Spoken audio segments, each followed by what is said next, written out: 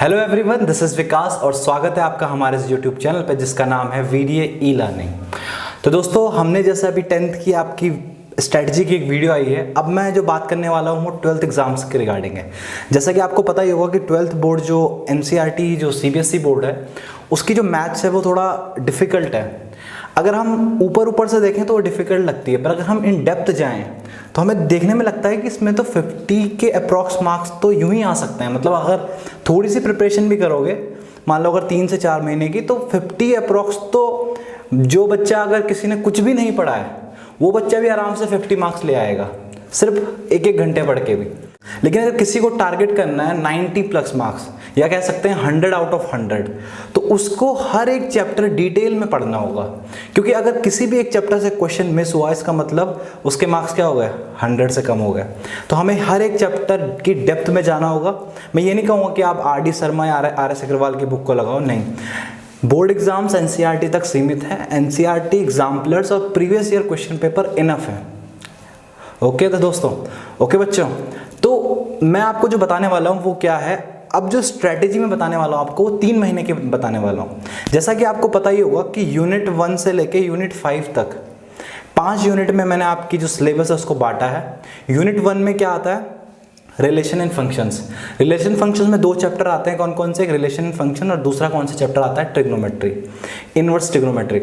तो ये जो 2 चैप्टर हैं, ये आपको, अगर आपके 11th की मैथ्स अच्छी है, अगर आपने 11th की मैथ्स में सेट्स, रिलेशन, फंक्शंस और ट्रिग्नोमेट्रिक रेशियोज अच्छे से पढ़े हैं तो ये चैप्टर आपके लिए हलवा है। बिल्कुल हलवा मीन्स बहुत ही आसान है, ठीक है। लेकिन अगर आपने नहीं पढ़े हैं तो आपको पहले 11th की बुक पढ़नी पड़ेगी अच्छे से, जो 2-3 चैप्टर हैं, सेट्स, रिलेशन, फंक्शन और ट्रिग्नोमेट्रिक रेशियो। उसके बाद ही आप इस चैप्टर को लगा पाओगे। तो 11th और 12th का ये एकमात्र क्या है, यूनिट जिसमें लिंक है, ठीक है। दूसरी यूनिट आती है हमारे पास अलजेब्रा की। अलजेब्रा में क्या है दोस्तों, मैट्रिसेस और डिटर्मिनेंट्स। ये बिल्कुल ऐसे चैप्टर है कि मतलब ले लो मार्क्स, ये वाले चैप्टर है, ठीक है। तो अलजेब्रा हमारी यहीं तक सीमित है, मैट्रिक्स और डिटर्मिनेंट। उसके बाद जो यूनिट आती है 35 मार्क्स की आउट ऑफ 80, मतलब ये समझ लो 50% जो सिलेबस है सिर्फ एक यूनिट से आता है, जिसमें 5 चैप्टर है, जिसका नाम क्या है, बोल्ड अक्षरों में कैलकुलस। ये बहुत, ऐसे लोग बोलते हैं कि बहुत खतरनाक चैप्टर है या भयानक चैप्टर है, जिसे लोग देख के बोलते हैं यार इससे तो मुझसे नहीं बनेगा। डिफरेंशिएशन तो बन भी जाए लेकिन इंटीग्रेशन तो मुझसे बनेगा ही नहीं। लेकिन जितना ही आसान चैप्टर है ना, बोर्ड के एग्जाम अगर आप प्रीवियस ईयर उठा के देखोगे पेपर, तो इतने टफ क्वेश्चन नहीं आते हैं जितने आप सोच रहे हो कि IIT लेवल के या NDA लेवल के या फिर जो आप RD शर्मा में देखते हो, है ना, इतने टफ क्वेश्चन आते नहीं हैं। तो अगर मैं यूनिट 3 की बात करूं जिसमें कैलकुलस है, तो पहला चैप्टर जो है वो है डिफरेंशिएशन का, फिर उसके एप्लीकेशन ऑफ डिफरेंशिएशन, फिर है इंटीग्रेशन, फिर उसके एप्लीकेशन और लास्ट चैप्टर है डिफरेंशियल इक्वेशंस, ठीक है। तो यूनिट 3 यहाँ पे कंप्लीट होती है। यूनिट जो चौथी यूनिट है इसमें वो क्या है, वो है 3D से रिलेटेड, मीन्स वेक्टर्स और 3D ज्योमेट्री। और जो लास्ट यूनिट है उसको मैंने 1-2 चैप्टर्स में रखा है। बेसिकली वो अलग अलग यूनिट है, लेकिन एक चैप्टर, अगर मैं 2 चैप्टर को एक कंबाइन करके यूनिट बना दूं, क्योंकि सिंगल चैप्टर यूनिट नहीं हो सकती, तो लीनियर प्रोग्रामिंग और प्रोबेबिलिटी, ये भी मतलब फ्री के नंबर है। तो आप ये मान लो, अगर अलजेब्रा और प्रोबेबिलिटी और लीनियर प्रोग्रामिंग अगर टोटल मिला के कर लो तो आउट ऑफ 25 मार्क्स आप ऑब्टेन कर सकते हो आउट ऑफ 80। अगर आपने 25 यहाँ मान लिया सिर्फ 4 चैप्टर में, पूरे 13 चैप्टर में से सिर्फ 4 चैप्टर कर लिए, तो 25 मार्क्स ये हो गए। और 20 मार्क्स अगर मैं प्रैक्टिकल में लेके चलूँ तो 45 मार्क्स, मीन्स 100 में से 45 मार्क्स तो आप फ्री में ले रहे हो। मतलब फ्री में का मतलब है, अगर आप लास्ट के 2 महीने भी पढ़ते हो इन 4 चैप्टर से, लेकिन ये 4 चैप्टर ऐसे हैं कि मतलब इनसे फिर क्वेश्चन छूटना नहीं चाहिए, वरना कहीं फेल हो गए तो मुझे बोल रहे हैं कि सर ने तो सिर्फ 4 चैप्टर ही बोले थे और हमने तो वही किए बस। नहीं, ऐसा नहीं करना है। मैं आपको पूरी स्ट्रेटजी बता रहा हूँ, जो 50 मार्क्स की स्ट्रेटजी नहीं बता रहा, एक्चुअली मैं 100 मार्क्स की स्ट्रेटजी बता रहा हूँ। पर मैं आपको ये बता रहा हूँ कि रियलिटी है। मतलब अगर एक बिलो एवरेज स्टूडेंट भी है वो भी 50 नंबर ला सकता है मैथ्स में। लोगों को 33 मार्क्स, मेरे जो स्कूल में दोस्त थे बहुत से लोग फेल हो गए थे। तो लोग को पता नहीं है एक्चुअल में करना क्या है, वो डिफरेंशिएशन इंटीग्रेशन में से ही डर जाते हैं, वही लगाते रहते हैं, वही लगाते रहते हैं। ये नहीं देखते कि पहले मैं सिक्योर कर लूँ अपने मार्क्स, पहले कम से कम 50-60 मार्क्स तो सिक्योर कर लूँ मैं, उसके बाद जाएंगे ना डिफरेंशिएशन इंटीग्रेशन में। तो हमें क्या करना है, सबसे पहले अगर आप 12th क्लास में हो तो 12th क्लास के जो चैप्टर आपने फील किया होगा, जैसे मान लो 8th 9th 10th में आप थे तो प्रॉफिट लॉस, रेशियो प्रोपोर्शन या ट्रिग्नोमेट्री हो गई, या फिर ऐसे चैप्टर जो फिजिकल लाइफ में बहुत जुड़े हुए थे। मतलब अगर दुकान में जाओगे तो आप प्रॉफिट लॉस कर सकते हो, लेकिन अगर आप दुकान में या किसी कहीं इधर उधर देखोगे तो आपको एप्लीकेशन दिखेंगे ही नहीं। अगर जो 12th क्लास की मैथ्स के हैं, डिफरेंशिएशन कहाँ दिखेगा आपको, प्रैक्टिकल लाइफ में दिखना ही पॉसिबल नहीं है। अगर दिखेगा भी तो मास्टर्स लेवल पे जब आप आगे मैथ्स में मास्टर्स करोगे तब दिखेगा। तो अभी आपको क्या करना है, वो चैप्टर पहले उठाने हैं जिनमें आपका इंटरेस्ट है। जैसे मान लो अगर कोई चीज़ आपको पसंद है, मान लो आपको प्रोबेबिलिटी पसंद है तो प्रोबेबिलिटी करो, आपको लीनियर प्रोग्रामिंग पसंद है तो वो करो, मैट्रिसेस पसंद है लगाना तो मैट्रिसेस बनाओ। अगर किसी को सुडोकू खेलना अच्छा लगता है तो ऑब्वियसली बात है उसकी अलजेब्रा अच्छी होगी, उसको मैट्रिसेस डिटरमिनेंट्स आराम से कर सकता है। तो कहने का मतलब ये है कि सबसे पहले 12th की मैथ्स में क्या करना है, अपने इंटरेस्ट के चैप्टर उठाओ। अगर मान लो 13 चैप्टर है, आपको उसमें से 3 या 4 चैप्टर भी अच्छे लगते हैं तो पहले उन्हें कर लो। उनसे क्या होगा, आपका कॉन्फिडेंस बिल्ड होगा और आपके कम से कम 30 मार्क्स तो सिक्योर हो ही जाएंगे 80 में से। तो अगर 30 मार्क्स ये सिक्योर हो गए, 20 वो हो गए, तो 50 मार्क्स आपने सिक्योर कर लिए ऑलरेडी। बाकी जो फाइट मारनी है वो 50 मार्क्स के लिए करनी है। हाँ तो दोस्तों, ये जो वीडियो आ रही है ये अक्टूबर में आ रही है और मैंने बड़े बड़े अक्षरों में लिखा थंबनेल में कि 3 महीने। आप बोलोगे सर ये तो 5 महीने अभी बचे हैं हमारे पास, अक्टूबर, नवंबर, दिसंबर, जनवरी और फरवरी।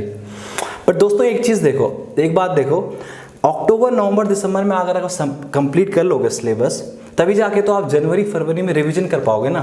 रिवीजन कैसे, एग्जाम्पल भी तो लगाने ना एनसीईआरटी के, प्लस प्रीवियस ईयर क्वेश्चन भी तो लगाने ना बेटा। तो 1 महीना एग्जाम्पल के लिए रखो और 1 महीना किसके लिए रखो, प्रीवियस ईयर के लिए रखो, और मार्च में फोड़ दो एग्जाम, ठीक है ना। तो 3 महीने हम एनसीईआरटी की एक्सरसाइज करेंगे, 1 महीना हम क्या करेंगे, एग्जाम्पल करेंगे, और 1 महीना हम क्या करेंगे, लास्ट में रिविजन करेंगे, ठीक है दोस्तों।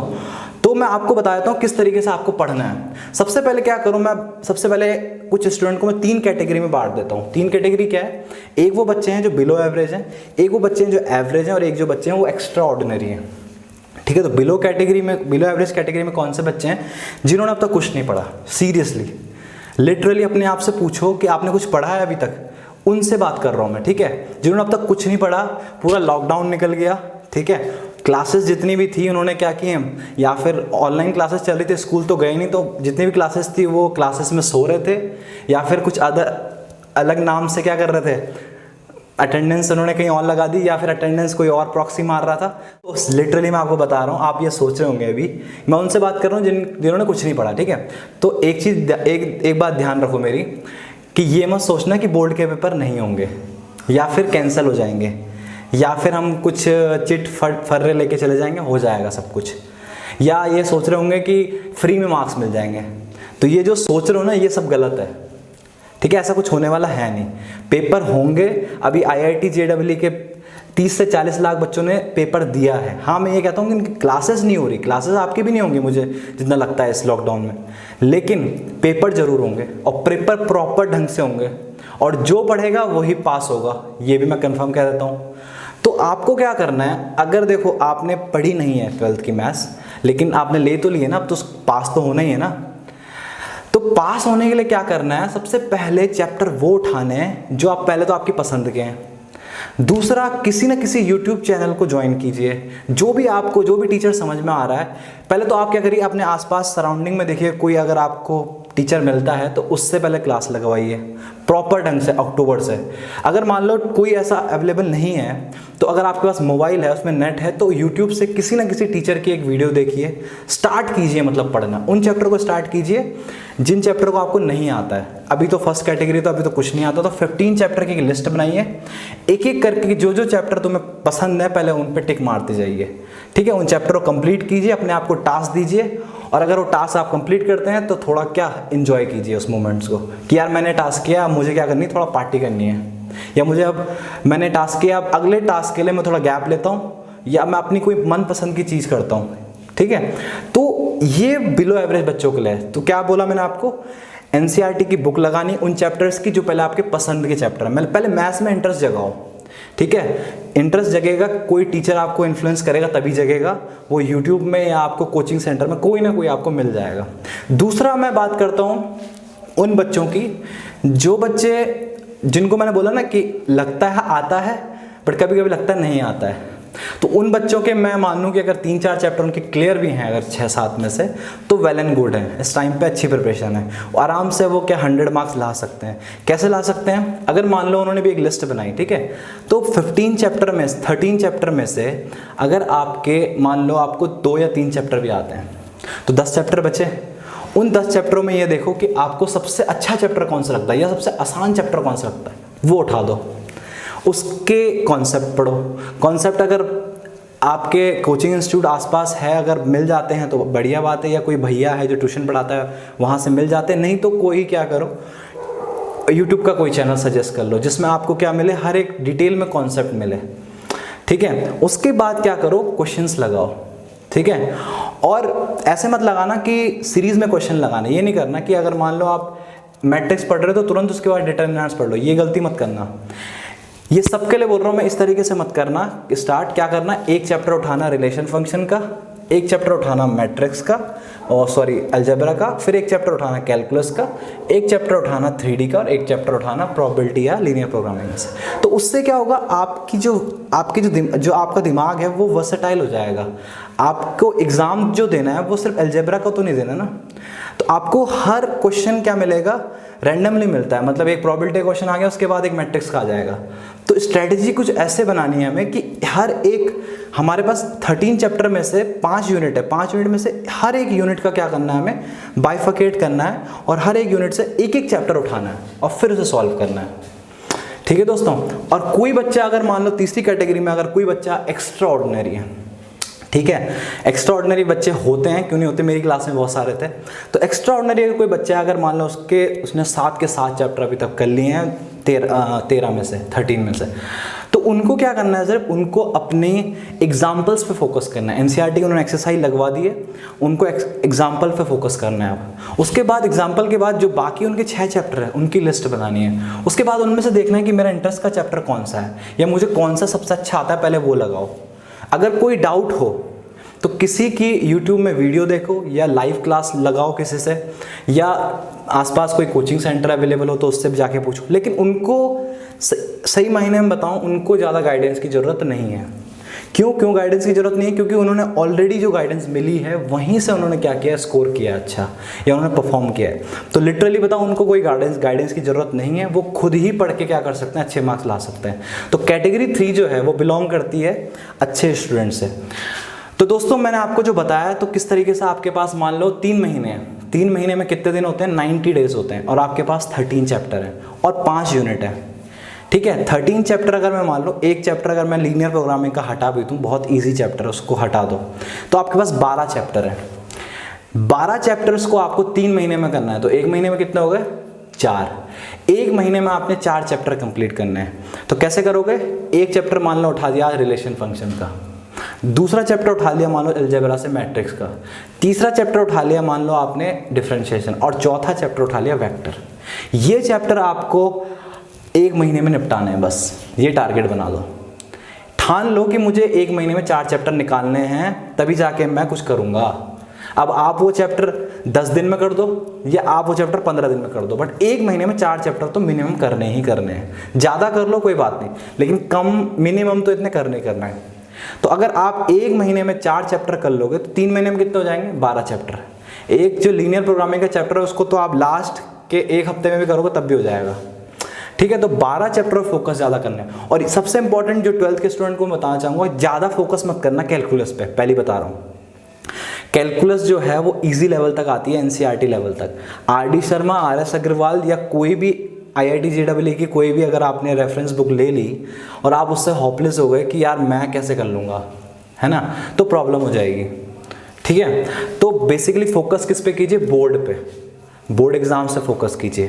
तो अगर बोर्ड एग्जाम पे फोकस है, मान लो अगर बहुत से बच्चे ऐसे भी होंगे जो क्या कर रहे होंगे, IIT JEE या NDA की प्रिपरेशन कर रहे होंगे, तो देखो NDA की और IIT JEE की प्रिपरेशन का जो रास्ता है ना बेटा, वो बोर्ड एग्जाम से होके ही जाता है।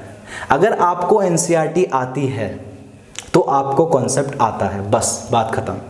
अगर आपको NCERT आती है तो आपको कॉन्सेप्ट आता है। अगर आपको कॉन्सेप्ट आता है तो आपका IIT भी होगा और आपका NDA भी होगा, ठीक है। ठीक है ना। तो ये मत बोलिए कि मुझे एनसीए मुझे तो सिर्फ वही करनी है, आईआईटी करना है। पहले एनसीईआरटी पकड़ो। एनसीईआरटी आपकी, मान लो मैंने 1 महीने में कितना 4 चैप्टर बोले ना, मान लो कोई बहुत एक्स्ट्राऑर्डिनरी बच्चा है वो 4 दिन में 4 चैप्टर कर दे, तो बाकी के 26 दिन क्या करे? बाकी 26 दिन आईआईटी या एनडीए का पढ़े। अगर कोई इतना इंटेलिजेंट है कि वो 4 से 5 दिन में 4 चैप्टर कर लेता है, तो बाकी दिन क्या करे? आईआईटी और उसका पढ़ा एनडीए का, उसका बोर्ड एग्जाम तो सिक्योर है। तो इस तरीके से आप फॉलो कर सकते हो 3 महीने की स्ट्रैटेजी। जनवरी और फरवरी में क्या करना है? जनवरी में क्या करना है आपको? एग्जाम्पलर्स लगाने। एग्जाम्पल्स की एक बुक आती है, बुक नहीं आएगी तो मैं आपको डिस्क्रिप्शन में इसका पीडीएफ दे दूंगा जनवरी में। और फरवरी में क्या करना है? रिवीजन करना है। रिवीजन के नोट्स भी हमारे ऐप में अवेलेबल हैं। अच्छा, मैं आपको एक चीज़ बताना भूल ही गया। देखो, अनाउंसमेंट ये थी, बिग अनाउंसमेंट ये है कि 3 महीने की स्ट्रेटजी तो आ ही रही है, उसके साथ साथ हमारा वीडियो ई लर्निंग का ऐप भी आ गया है। और खुशी की बात यह है कि ये जो ऐप है, जो बहुत से लोग चार्ज कर रहे हैं आपको लाइव क्लास का, कि पर आपको महीने में 2-3 हज़ार रुपये पेड करने पड़ते हैं, ये बिल्कुल आपके लिए फ्री है, फ्री ऑफ कॉस्ट है। आपको सिर्फ वो डाउनलोड करना है और 10 अक्टूबर से लेके जब तक आपके एग्जाम नहीं हो जाते तब तक लाइव क्लासेस चलेगी फ्री में। मतलब 6 महीने की आपको फ्री लाइव क्लास मिल रही है। इनफैक्ट उससे ज़्यादा भी मिल सकती है, लेकिन मैं सोचूंगा आप पास हो ही जाओगे, है ना। अगले साल क्यों बैठोगे मेरे साथ? तो अगले साल आपके जूनियर्स आएंगे। तो आपको क्या करना है? उस ऐप को डाउनलोड करना है, मैं लिंक डिस्क्रिप्शन में दे दूंगा। और 10 अक्टूबर से कंटिन्यूसली क्लासेस चलेंगी। बस आप मुझे ये बता देना कमेंट बॉक्स में कि किस तरीके से वो क्लासेस जो हैं उसकी टाइमिंग क्या होनी चाहिए। कोई बच्चा मान लो शाम को प्रेफर करता है, कोई सुबह प्रेफर करता है, कोई रात को प्रेफर करता है। तो ओवरऑल मैं देखूंगा कि जिसके ज़्यादा कमेंट्स होंगे, जिनके ज़्यादा ज़रूरत होगी, उस हिसाब से मैं कमेंट पढ़ूंगा और उस हिसाब से मैं क्लास लूँगा, लाइव क्लासेस। और कॉन्सेप्ट के लिए जो क्लास है वो मैं यूट्यूब पे डालूंगा। हर 2 दिन में एक ना एक चैप्टर की एक्सरसाइज की कोई ना कोई वीडियो आएगी, उससे कॉन्सेप्ट क्लियर करना, ठीक है। और उसके बाद क्या करना? लाइव क्लास में आके डाउट्स पूछना। डाउट्स आपकी क्लास 1 घंटे 2 घंटे कितने भी घंटे हो सकती है, मुझे बस आपके 100 आउट ऑफ 100 लाने हैं। बस मुझे ये करना है कि जो बिलो एवरेज बच्चा भी है वो भी 80+ मार दे। तो एवरेज और एक्स्ट्रा ऑर्डिनरी बच्चे तो सीधा 100 मारेंगे। और 100 लाना बोर्ड में बहुत ईजी है, सीरियसली बताऊं। अगर आपको ये वीडियो इन्फॉर्मेटिव लगता है तो इस वीडियो को ज़्यादा से ज़्यादा शेयर कीजिए उन बच्चों तक जो बोर्ड के एग्ज़ाम दे रहे हैं। और धीरे धीरे आप मुझे बताना है कि कौन से लेक्चर सर आपको किस चैप्टर में हमें ज़्यादा प्रॉब्लम है, उनकी मैं वीडियो पहले लाऊंगा, ठीक है। और जो इंटरेस्टिंग सब्जेक्ट होंगे और जो हमारी वैदिक मैथ्स की जो सीरीज चल रही है उनके लिंक भी मैंने डिस्क्रिप्शन में डाल दिए हैं। 4 वीडियो हमारी वैदिक मैथ्स की आ चुकी है। धीरे धीरे जब हम कभी बोर होंगे तो वैदिक मैथ्स से आपको मैं एंटरटेन करता रहूँगा। मैजिकल स्क्वायर बताऊँगा, सुडोकू खेलना ही बताऊँगा, मैथ्स में किस तरह सुडोकू खेल सकते हो आप। और अगर आपको वीडियो पसंद आया है तो चैनल को सब्सक्राइब जरूर कीजिए, लाल कलर का बटन आ रहा होगा, ठीक है। इतनी मेहनत कर रहा हूँ, सब्सक्राइब तो कर ही दो। सब्सक्राइब कीजिए और बेल आइकन जरूर दबाना ताकि आपसे कोई वीडियो मिस ना हो जाए। कहीं आपके दोस्त ने बोला यार विकास सर की तो वीडियो आ गई इनवर्स ट्रिग्नोमेट्री पे, और आपने बोला कि मुझे तो पता ही नहीं है यार, 1 हफ्ता हो गया सर ने वीडियो निकाली नहीं, क्योंकि आपने बेल आइकन तो दबाया नहीं। तो बेल आइकन जरूर दबाना ताकि आप अपने दोस्तों से कहीं ऐसा ना हो जाए पीछे रह जाएं, है ना। तो दोस्तों के बराबर पे चलना है या दोस्तों से आगे चलना है, तो जो वीडियो है उसको जरूर देखना। और जिस दिन आएगी उसी दिन देख लेना। अगर उसी दिन देख लोगे तो अगले दिन जो डाउट क्लास होगी उसमें क्वेश्चन पूछ पाओगे, ठीक है। स्टे ट्यून, बी हैप्पी और खुशियां फैलाते रहिए जहां पे हैं। टेंशन नहीं लेनी बिल्कुल भी बोर्ड एग्जाम्स की, क्योंकि अल्टीमेटली जिंदगी में कुछ ना कुछ तो हो ही जाता है, ठीक है दोस्तों। तो टेंशन बिल्कुल नहीं लेनी, बस अपना बेस्ट देना है। और बेस्ट देते देते क्या करना है? अपने चारों तरफ खुशियां बांटनी है, अपने माता पिता से अच्छी तरह से बात करनी है, अपने भाई बहन से अच्छी तरह से बात करनी है, प्यार से रहना है और पॉजिटिव रहना है ज़िंदगी में, ठीक है दोस्तों। ओके गाइस, ठीक है, बाय, मिलते हैं नेक्स्ट वीडियो में।